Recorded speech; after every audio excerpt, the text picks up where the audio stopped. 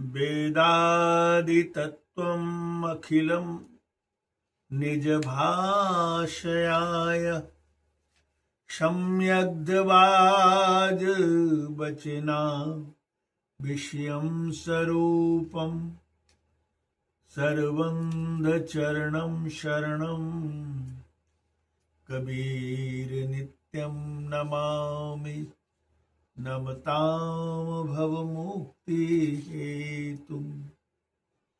मूल ध्यानं गुरुर्मूर्ति पूजा मूलं गुरुपदम् मंत्रमूलं गुरुर्वाक्यं मोक्षमूलं गुरु कृपा।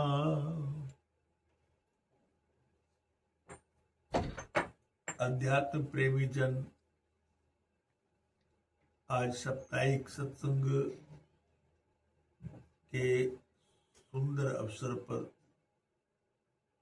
आप सबों के बीच कुछ साहिब की अमृत वाणी सुनाने जा रहा हूं।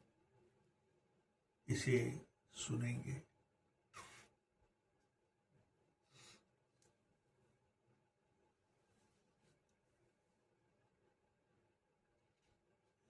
जग में सोई बैराग कहावे, जग में सोई बैराग कहावे,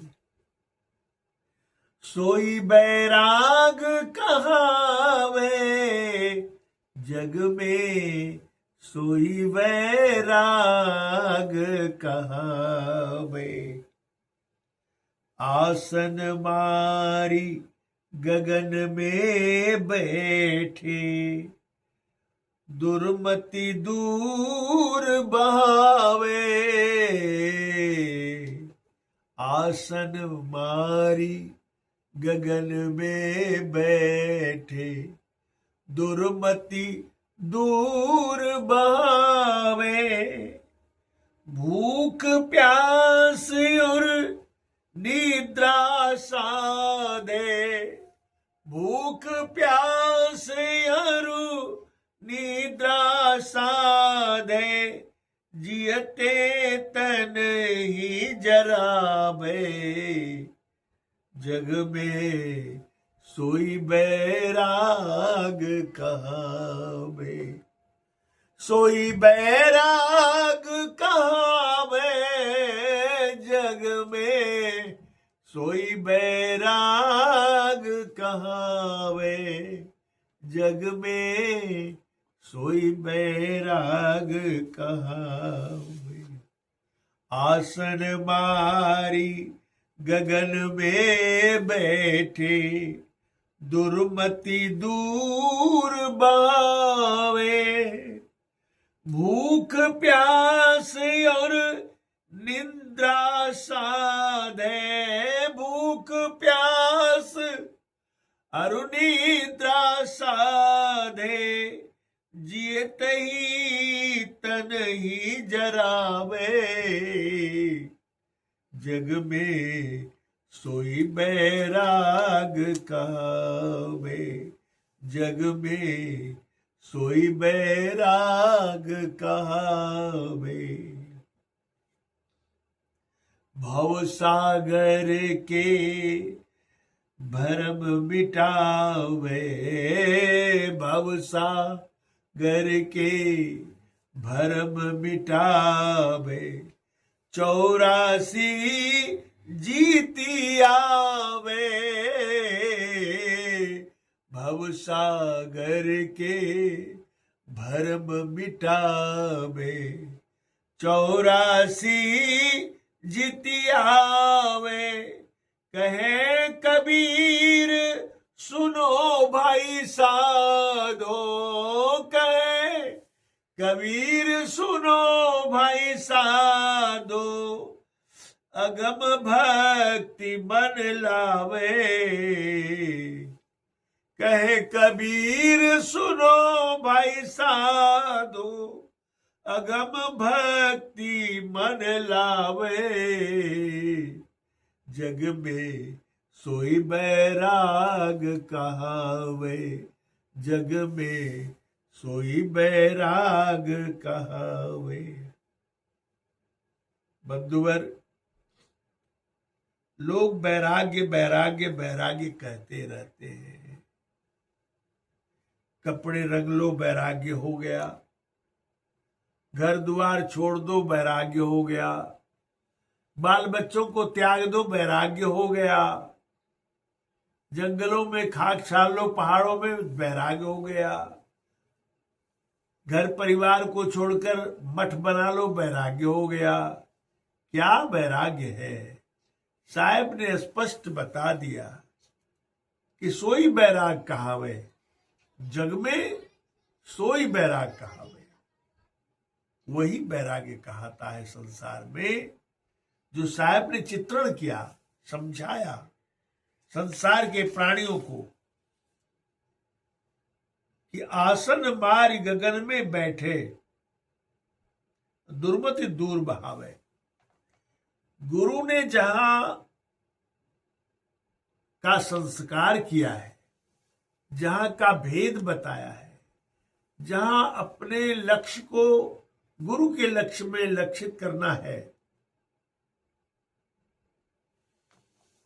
कहते हैं साहब वहां आसन लगाओ। एक आसन तो हठजोगी भी आसन लगाते हैं, शरीर को ऐसते हैं, तानते हैं, कपाल भाती करते हैं, तो भस्त्रिका प्राणायाम करते हैं, तो रेचक पूरक करके अपने श्वास को रोक करके और जो उपजिह्वा के पास जिह्वा को ले जा करके हठ पूर्वक अपने श्वास को रोकने का अभ्यास करते। इसका नाम भजन नहीं है, यह तो कसरत हो गया। प्राण का कसरत कर लो, मन का कसरत कर लो, या शरीर का कसरत कर लो। इस कसरत से क्षण भर के लिए स्वास्थ्य लाभ प्राप्त कर सकते हैं, क्षण भर के लिए मन भी रुक जाएगा, फिर मन वह रुकेगा नहीं, क्योंकि मन तो काल स्वरूप है। इसे रोकने के लिए, जैसे आप पानी से पानी को नहीं साफ कर सकते, पानी से पानी को साफ नहीं करके पानी को साफ करने के लिए अलग से मटेरियल डालना पड़ता है, तब जाकर पानी साफ होता है। उसकी विधियां अपनानी पड़ती है, तब जाके पानी शुद्ध होता है, साफ हो जाता है। उसी तरह से मन को साफ नहीं किया जा सकता है, मन से मन साफ नहीं होता है। तो इसके लिए गुरु के सन्मार्ग पर चलना पड़ता है। गुरु जब आपको जो बता देते हैं उसके मुताबिक आपको प्रयास करना पड़ता है, और जो लक्ष्य देते हैं उस लक्ष्य से आपको इतना प्रेम स्नेह होना चाहिए, उसके बिना अगर एक दिन छूट गया तो ऐसा लगना चाहिए कि आपका सब कुछ बेकार हो गया, जीवन बेकार हो गया। आज इतना प्रेम होना चाहिए, तब जाकर के वह वैराग्य प्रकट होता है। ऐसे वैराग्य प्रकट नहीं होता है। वैराग्य का अर्थ है राग से रहित हो जाना। राग कहते संसार के मोह को, संसार के लोभ मोह आदि जो ये बला है, इन सबों से ऊपर उठ जाना ही वैराग्य है। तो इसलिए साहब साफ साफ शब्दों में कहते हैं, जग में सोई वैराग कहावे, आसन मारी गगन में बैठे, दुर्मति दूर बहावे। जो हमारे मन की जो मति है वह गलत है, उसको हटाएं, दूर करें, उसी मंजिल पर टिक करके जो गुरु के दिए हुए मार्गदर्शन को अपना करके अपने मन को निरोध करते हैं, वहां अपने को स्थिर करते हैं, तो यह प्रक्रिया गुरु की कृपा वहां फलती है। भूख प्यास और निद्रा साधे, जीते तन ही जरावे। अब भूख लग गई किसी को, भूख में व्याकुलता है, इसलिए व्याकुलता है कि शरीर से ज्यादा उन्हें प्रेम है, अपनी आत्मा से प्रेम नहीं है, अपने जीवन में अपने लक्ष्य से प्रेम नहीं है, अपने गुरु के दर्शन से प्रेम नहीं है, गुरु की सेवा से प्रेम नहीं है। तो वह भूख लग गई है, भूख के वशीभूत व्याकुल हो जाते हैं। चाहे जिस प्रकार की भूख हो, यह तो मन के द्वारा ही भूख प्राप्त होता है। हर प्रकार की भूख होती है, केवल पेट के लिए ही नहीं, मन की इच्छाओं की भी भूख है। वह इच्छाओं को अगर नहीं जीता जाए, उस भूख को नहीं मारा जाए, तो हम आगे नहीं बढ़ सकते हैं। साहब कहते हैं भूख प्यास और निद्रा साधे, नींद आती है, नींद के वशीभूत हम रह जाते हैं। भजन में नींद का स्थान ही नहीं है। अगर नींद में समय खो रहे हैं तो भजन नहीं बनेगा।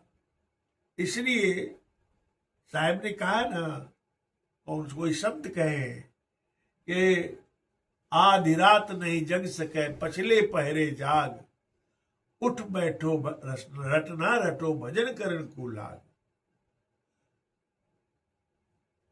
तो इस तरह से कहते हैं कि आधी रात नहीं जग सके, पछले पहरे जाग, ब्रह्म मुहूर्त में जागो और उठ बैठो और प्रभु में लगन लगाओ, गुरु ने जो लक्ष्य दिया है उसमें लगन लगाओ।